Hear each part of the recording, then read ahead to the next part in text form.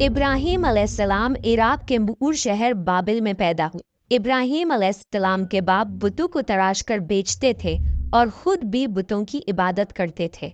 इब्राहीम अलैहिस्सलाम ने अपने बाप और अपनी कौम से फरमाया, तुम किसकी इबादत करते हो? वो कहने लगे, बुतों की। इब्राहीम अलैहिस्सलाम ने फरमाया, जब तुम बुतों को पुकारते हो तो क्या वो सुनते भी हैं या वो तुम्हें कोई नफा और नुकसान भी पहुंचा सकते हैं? तो लोगों ने कहा, ये हम कुछ नहीं जानते, हमने तो अपने बाप दादाओं को इसी तरह करते पाया है।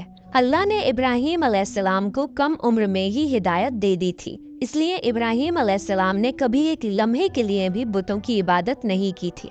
इब्राहीम अलैहिस्सलाम ने अपने बाप को समझाने की बहुत कोशिश करी और फरमाया, अब्बा, मुझे ऐसा इल्म मिला है जो आपको नहीं मिला, इसलिए मेरे साथ हो जाइए, मैं आपको सीधा रास्ता दिखाऊंगा। अब्बा, शैतान की इबादत ना कीजिए, बेशक शैतान अल्लाह का नाफरमान है। अब्बा, मुझे डर लगता है कि आपको अल्लाह का अजाब ना आ पकड़े, कि आप शैतान के साथी ना हो जाएं। उनके बाप ने जवाब दिया, ए इब्राहीम, क्या तू मेरे माबूदों से फिरा हुआ है? अगर तू बाज ना आया तो मैं तुझे संसार कर दूंगा।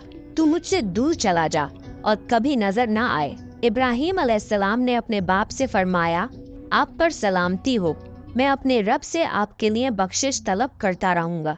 वालिद के सख्त जवाब के बाद इब्राहीम अलैहिस्सलाम ने उनसे अलैदगी इख्तियार कर ली। इब्राहीम अलैहिस्सलाम बुत परस्ती से सख्त चिढ़ते थे। ईद के दिन उनकी कौम के लोग खाना पकाकर माबूदों के सामने रखते थे, फिर शहर के बाहर एक मैदान में जमा होते, वहाँ खेलते कूदते और खुशियाँ मनाते। शाम को घरों की तरफ आते, सुबह बुतों के पास जो खाना रख गए थे उसको उठाते और तबर्रुक समझकर खा जाते। इस दफा जब ईद का दिन आया तो सब तैयार हो गए, पर इब्राहीम अलैहिस्सलाम तैयार नहीं हुए। वो लोग जाने से पहले इब्राहीम अलैहिस्सलाम के पास आए और पूछा, क्या आप हमारे साथ नहीं जाएंगे? इब्राहीम अलैहिस्सलाम ने आसमान की तरफ निगाह की और फरमाया, मैं बीमार हूँ।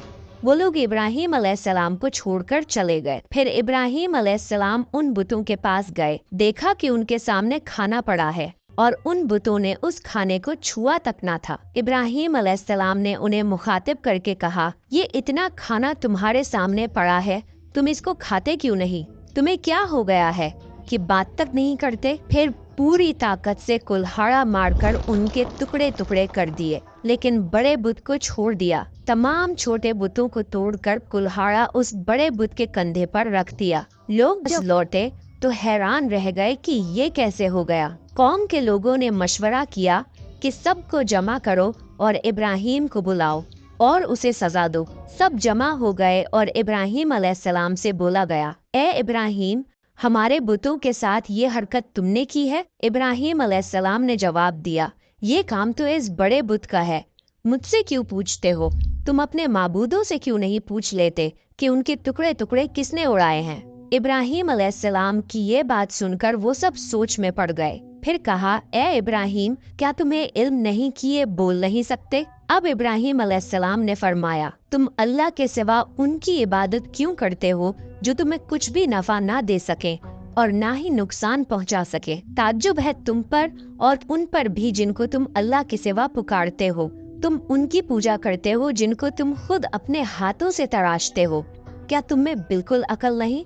लेकिन सब कुछ समझने के बाद भी वो लोग अपने कुफ्र पर डटे रहे और इब्राहीम अलैहिस्सलाम को सजा देने का फैसला कर लिया।